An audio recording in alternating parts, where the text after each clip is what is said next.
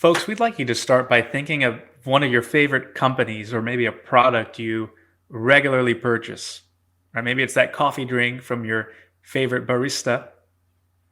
For me, I think of Chipotle and picking up burritos. They don't have them where I live now, but back in Orlando, you could find a Chipotle basically anywhere. So think about that product, and as you think about it, what is it about that experience that makes you keep coming back?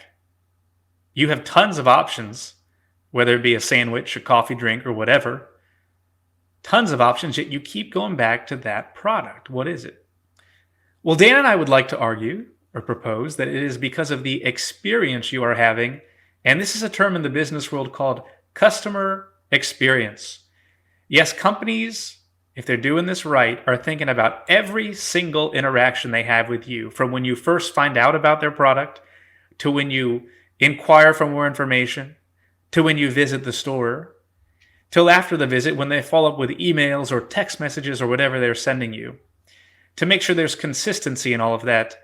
And folks, as the church, we need to think about that as well. And Dan and I have coined this as flock experience, thinking about every interaction we have with the people that we are trying to reach. So Dan, if you don't mind, you could put the image up there and I'll kind of walk us through flock experience. Very simplified, but first, step one is lock on to the lost sheep. Who are you trying to reach? There's literally billions of people you could be trying to reach with the gospel. But you've got to focus on one target group. In business, this is called market segmentation. But you got to think about one group you're going after. Maybe it's youth, maybe it's seniors. I don't know. Number two, you got to build the right experience for that group. Not for what's easy for you, but for what's going to reach them. And then third, you've got to maintain the relationship in the right way. I think if you look at these steps, you're going to realize the company you really like, they're doing this to you for your money.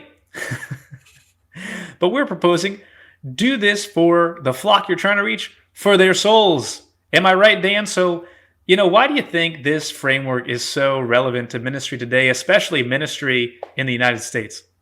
So one clear thing is that we live in a consumer-minded world where people have been accustomed, you could say trained, to experience or to expect a certain experience no matter where they're going. So we're so inundated and bombarded with advertisements, and every shop or store that we step into, they're catering to us to try to make us have such a positive experience that we will come back. So from the things we smell to the colors we see, almost everything is calculated by really smart people to make us fall in love with those organizations so that we come back. So fast food restaurants, almost all have, not all, but like all the burger joints are red and yellow because those colors are most associated with kind of arousing feelings of hunger and desire. And banks either are going to be white and green or have some kind of blue in there, like red, white, and blue. So you can probably just go through all of the images of banks in your mind, and a lot of them, not all, but a lot of them have those same colors, and they've rebranded accordingly to take advantage of that. Those things that you can't even control that make you decide whether you like something or not.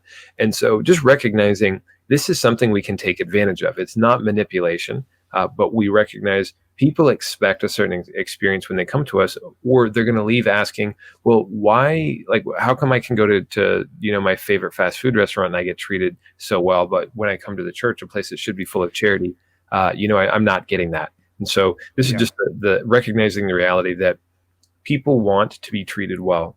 And that's kind of a core component of the gospel anyway. And it's not just, being nice to people. That's not what we're talking about, but it's greeting them with the joy of the Lord and taking that same approach of I want them to experience the love of Christ, not just in that personal reaction, but in the relationship or the interaction they have with every aspect of becoming a part of our community.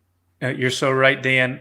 So, if you study marketing, and I remember taking some marketing classes, then you start to learn that everything from the lighting on the produce at the grocery store to the scent to which shelf the products are on. You ever notice that stuff they want kids to buy is at a shelf that's at their eye level? The point is none of these things are happening by accident. You don't keep returning to Chipotle or wherever by accident.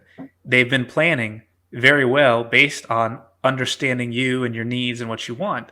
And that's really how we should be in the church. We should know our sheep so well.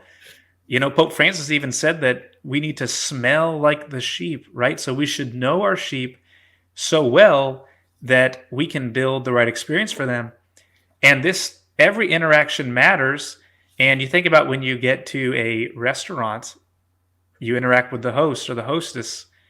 You think about even a parish, the first phone call, who is on the other line? What does it sound like when they answer the phone? Every single interaction is really going to matter. So, Dan, how about we go through each of these layers? And another thing I like about the framework here is it looks almost like an arrowhead as well. So you want to start really focused. Let's talk about locking on to lost sheep. Dan, I'll Sounds give good. you a second to put your sweater in.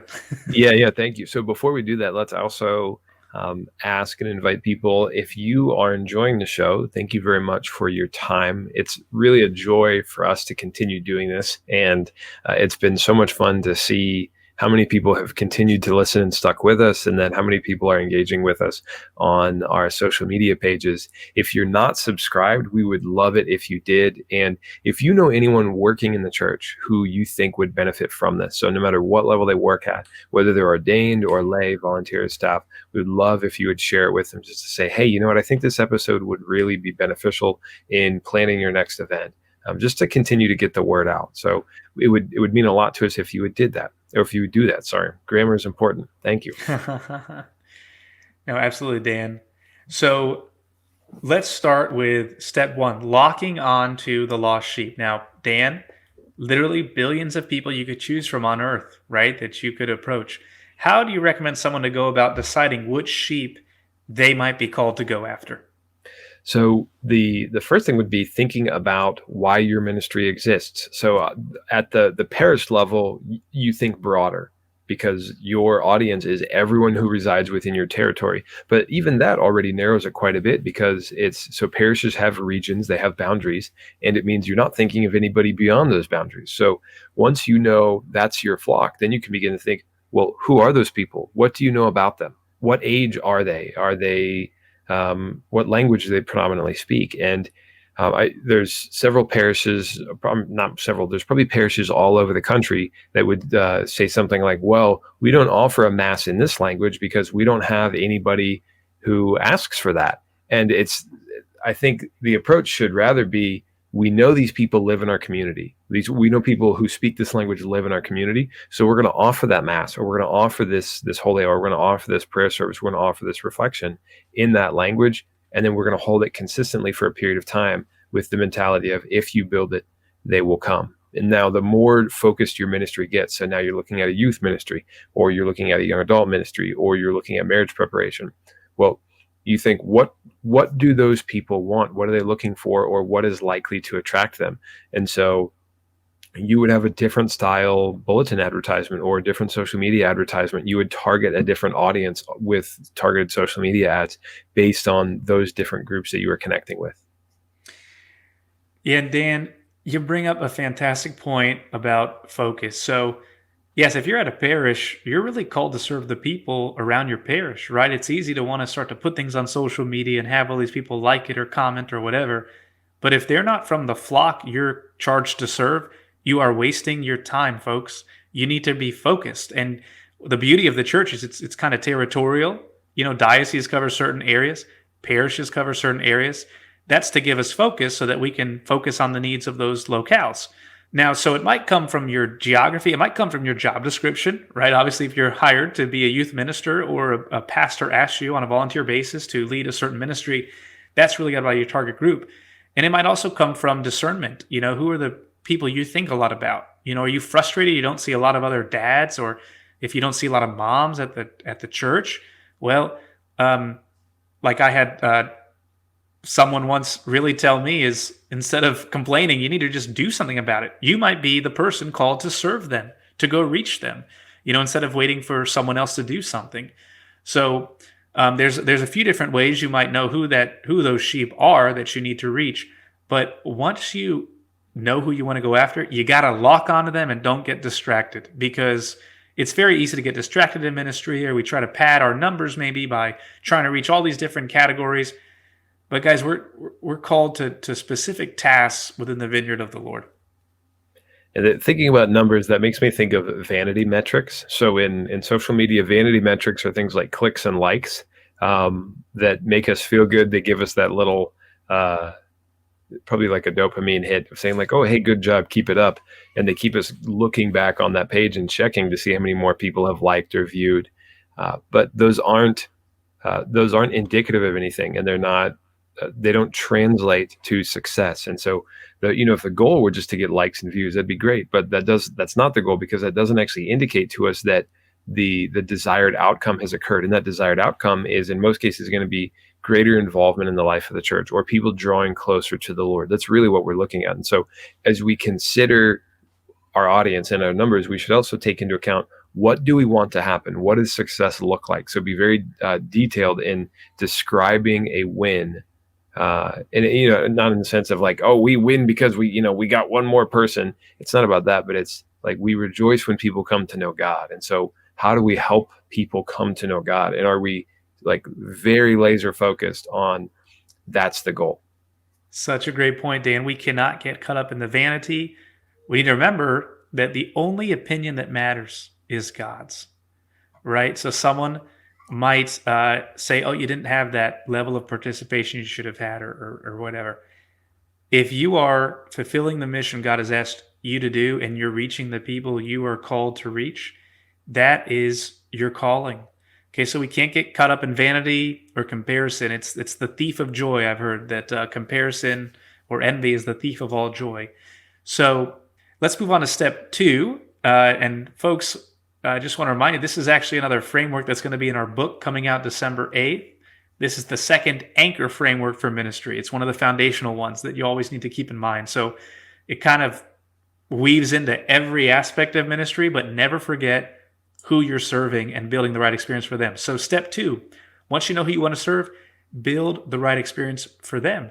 By locking onto those lost sheep, you're going to be focused on them and get to know them, their needs, their wants, their pain points, and then you'll be able to build the right experience for them. And we're talking about the whole continuum, from them first finding out about things that you're doing, to the event itself or the outreach, and afterwards and follow-up. So Dan, what are some key moments where you need to really have the right experience? What would you say? So I would say the first one is the way you are going to get your message in front of people. So if your goal is for people to come and to show up, you need to understand, where can you find them, and what does that message need to look like? How do you tailor it? And I'll back up here a little bit and say, we're not tailoring the gospel. We're not changing the gospel at all. What we recognize is different people. I mean, every individual person is going to be initially attracted to a different aspect of the faith. And so we're simply recognizing that groups of people will have characteristics that make them more interested or more approachable from a certain angle of the faith. And that's what we're trying to say here, is we're not watering down the gospel. We're not saying like, oh, we're only starting with this, but especially more when you're thinking like the advertising phase. If your primary audience is young people, the bulletin's probably not the right spot. So you got to find a way to get your message in front of them. And so the answer is probably, for the foreseeable future, it's going to be, what is the hottest social media platform at the time? Or what's the social media platform that your demographic is using? And that's not hard to find out. I mean, that's a simple Google search. What are the top 5 social media platforms that people of this age are using? And you'll see pretty quickly, this percentage are on this one, this percentage are on this platform, this percentage on this. And so that's where you would put your messaging. And especially in terms of advertising dollars, I have found that it is, granted, if you're at a parish, then the bulletin is free in one sense, but it's not free to print all the time. But dollar for dollar, targeted social media ads are as cheap as they come, because you're putting your advertisement in front of only the people who you need to see it, not anyone else. So you're not advertising a women's ministry to the men of the parish. Yeah, and everything you just shared, Dan, makes me think again about the value of being focused, right? So if you do step one well and you know who you're going after, you get to really tailor an experience to that specific group. You don't waste your time thinking about the other people, because that's someone else's job. If God's called you to one task, you got to trust him to be taking care of something over there. There's a Bible verse at the end of the Gospel of John that I just love because Peter's asking about John. He's talking to Jesus and he says, what will happen to him after the resurrection? And Jesus says, if I want him to remain alive until I return, what is that to you? You must follow me. It's like, don't worry about John. I'm talking about you, Peter. You got to worry about you. And he says that to each of us. What is he asking us to do? So it's about the really importance of going deep and focusing on a few and the people we really need to go after. So one area I'd really like to highlight in building the right experience is that first phone call or that first email. Because folks, nowadays it feels sometimes like it's harder than ever to get people to show up to stuff, right? It is. Well, when you get a bite, you're like fish, you get a bite, right? When they call the parish office or they call the ministry phone line, you want to make sure you're ready to handle that well.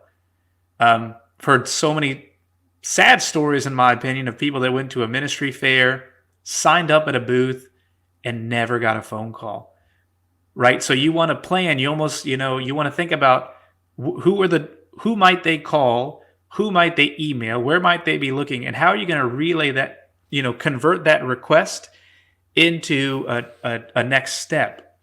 Because if they call and they get frustrated, or they call and leave a voicemail and no one calls them back, oh boy, what do you think the odds are they're going to call the church again or check out your retreat again? Slim to none. So some of this might involve training other stakeholders. So say you work at a parish, you might want to have a little script for the parish secretary if they call and ask about marriage preparation, if that's your ministry. Or you might want to have a process if they're calling about planning a funeral, how to handle that phone call, and thinking about what are people going to be like at that moment. If they're a bride busily looking for venues, or if they're someone that just lost their parents, how do you handle that phone call? So just think about every interaction, really. Right. And I really like thinking, okay, what's the tone or what kind of message do we want this person to receive at their first interaction? Because that's going to stick with them. So they're going to remember the first time they walked up to engage in that parish. And we want that to be a good one. We only get one chance to make that first impression. So whether it's the website, or whether it's an email that you get, or a phone call, or it's the greeting that you get when you walk in. So down here in Florida, and of course throughout other parts of the country, there is an amazing chicken sandwich restaurant that has probably the best customer service in the country, at least as far as a chain goes. They're legendary for it. And they go so far as even the employees at this restaurant are not allowed to say you're welcome. So if I say thank you to one of these employees, do you know what they say? My pleasure. They say my pleasure. So no matter how many times you ask, they have been trained to say my pleasure. And it's not that saying you're welcome is bad, but they want a consistent experience, and they want everybody to have a positive experience there. And so if we take that same approach, so from the front desk person, who is that's the face of the ministry. And believe it or not, that's the face of the Catholic Church to some people. I really mean that. That's the face of Jesus Christ, because they walk in, and no matter what they're walking in for, they're seeking Jesus. So whether they're seeking marriage, or they're trying to enroll their children in faith formation and sacramental preparation, or they want to sign up for something, or they need help, it could be very difficult for them to come in there. And if we take that into consideration and try to make that the most welcoming, positive experience for them, they're going to remember that, and they're going to want to come back, and they're going to say, those are my people, and they took care of me. And it just increases the chances that more and more they will come back. And it builds trust as much as anything. So if we think, what is the first threshold of discipleship? It's trust. It says, these people took enough of their time to find out what was important to me. They listened to me, and they greeted me with kindness and with manners. And so I'm going to give them a second chance. And if we don't do that, we can't be surprised when they say, no thanks, I'm out of here. Absolutely, Dan. And you stole the words out of my mouth. I was going to say the same thing. You only get one shot at a first impression. And if someone hasn't been in the church for a long time, you get that one shot to reintroduce them to the faith. And if you blow it, they might not be back again for a long time. So we got to take this all very seriously. And the last thing I want to kind of say on stage 2 of building the right experience is folks are looking for consistency. So don't overpromise in your advertising. I think that's a pitfall we all fall into. Hey, I'm a natural kind of like salesman. People have made fun of me for that before, and I have to watch it sometimes. When I promote something, you have to promote what people are actually going to get, because it's worse to over promise and then under deliver. What's better is, hey, this is what the event is going to be. It's going to be great, but don't use too many jazzy words if it's not really going to be all that in a bag of chips. Okay, show the people what it is and what they can expect, and then the event they experience needs to match that. Okay, so the key of all this is consistency, and the thing that businesses get right and brands get right is, folks, think now about people you have in your life, friendships that have lasted a long time. It is because of that consistency, I would say, right? You hang around people that you can trust and you can count on them. It's same thing with the companies we choose. We don't keep going back to a company that won't let us out of a contract that we don't want to be in. We don't keep coming back to a company that doesn't deliver the sandwich I had ordered. We stop going, right? So same thing in the church.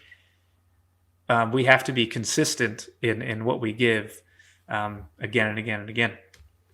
So let's move down now to the last phase, which is, hey, after that first contact, that first experience, in between experiences, interactions, you got to maintain a relationship the right way. So Dan, what would you say about this step? What are some common pitfalls maybe in this area? I would say some of those would be falling off in communication and not following up with someone. So that's why it's important going into something that we don't just plan what we're going to do up until the event and then say, oh my goodness, I'm so happy I'm done.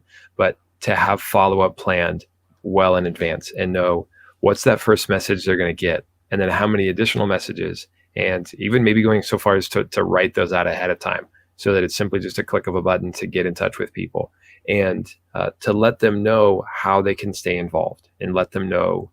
So, I mean, if we're thinking something like youth ministry, this would be a calendar and making sure that they have an opportunity to plan ahead of time to be with us, and that calendar would go not only to the young people, but to their parents as well, because oftentimes their parents' calendar is going to dictate what they're doing.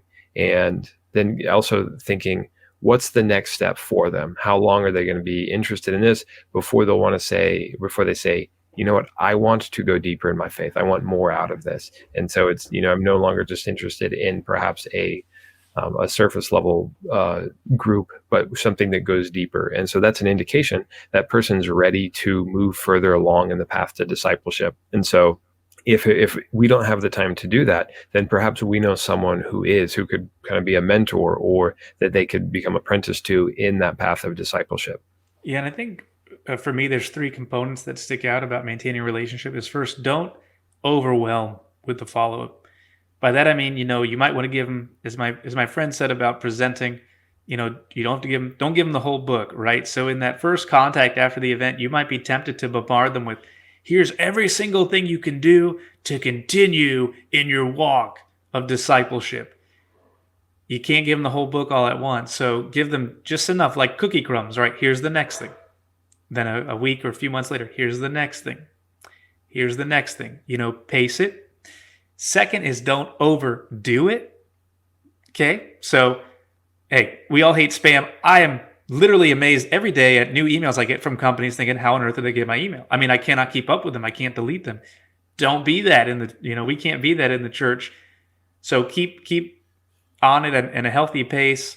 And then third, use a channel that makes sense. I've made the mistake of thinking everybody's on emails because I like using email. Guys, I'm finding, with certain ministry leaders, text just works best. So why don't waste time with emails. So how do you know which, so we're talking about, not too much, the right pace and the right channels. How do you know what's right for your target? Well, if you did step one well, locking onto the lost sheep, get to know them, you can even ask them, how would you like to keep up after the event?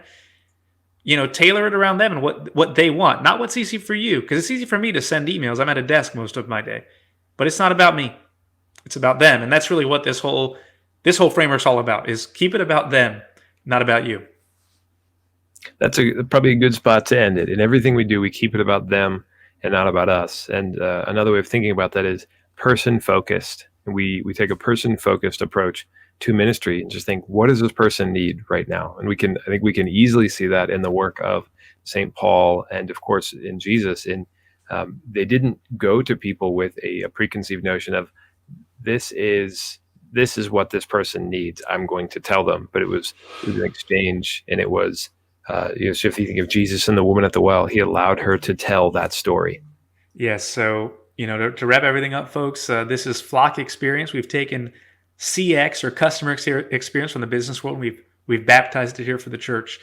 So, as you're serving in the vineyard of the Lord, remember to first lock on to lost sheep, the ones you're called to serve. Second, build the right experience for them by understanding their needs once and as much as you can about them. And third, maintain relationship the right way. If you do these things, we guarantee you will produce a harvest, and it's better for all of us to go deeper, not always wider. Amen. Well, thank you everyone so much for joining us. And we would love to hear from you what your thoughts are about some of these things, especially any challenges. And you think, well, how could I apply this? I get it in the abstract, but practically, what do we do? So we'd love for you to send us an email and say, hey, can you help walk me through this problem? So best way to reach us is either go on Facebook and send us a message, or you can email us at beingandmakingdisciples@gmail.com. So thanks so much. God bless you all, and look forward to the next time.